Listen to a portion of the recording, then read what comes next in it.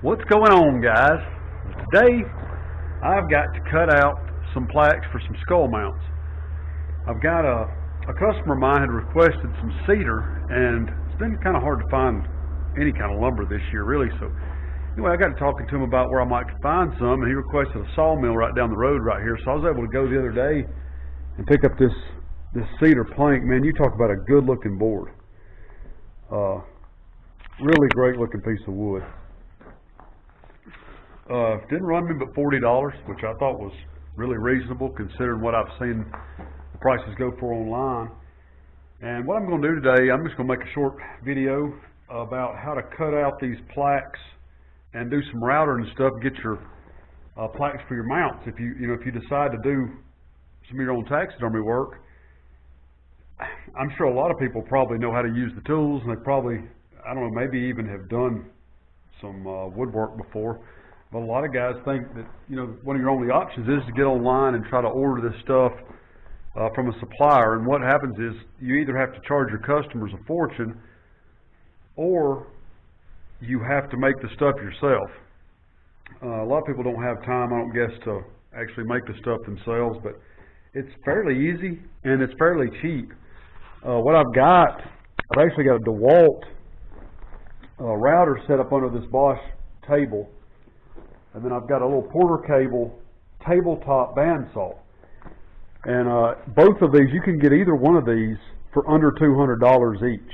Between that entire setup was under $200. This bandsaw was under $200.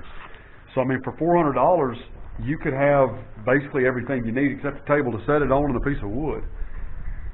And for the price of the lumber, a lot of the plaques that I do are pine. Most of my standard plaques are pine. And by the time that you just buy the pine planks and then make your own, besides the labor that you've got in it, you can actually not only make a way higher profit margin on your plaques, which allows you to, fudge a little bit on some of your taxidermy prices, not get so expensive, but it saves the customer a ton of money too. By the time you pay, like these plaques right here that I've already got cut out. By the time you pay to buy like an Alabama plaque, you can see I've got just the outlines of these two Alabama plaques, and I've got a Tennessee I'm going to cut out here too. Each one of those plaques made out of cedar would probably run somewhere between $70 and $100, depends on where you buy it from. I'm going to be able to make these for, what's that going to cost me, $5 a piece? I mean, I'm able to make myself a whole lot more money, but the thing is, the customer is going to get a cedar stake cut plaque that's going to cost them about half of what it would cost me to buy it.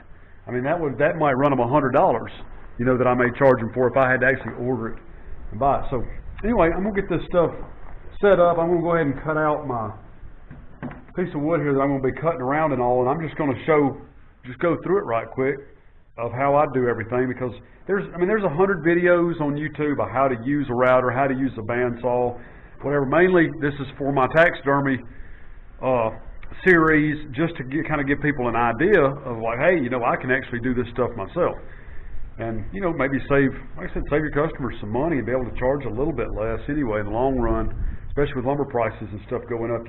It's just the same prices just get reflected right into the plaques and everything else that we have to deal with. So anyway, let's get started.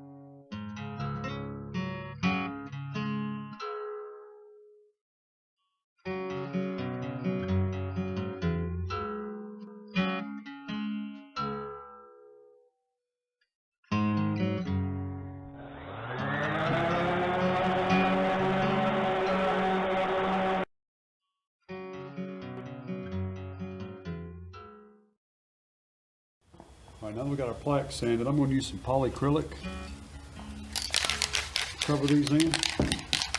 Make sure you don't have any dust left on your plaques.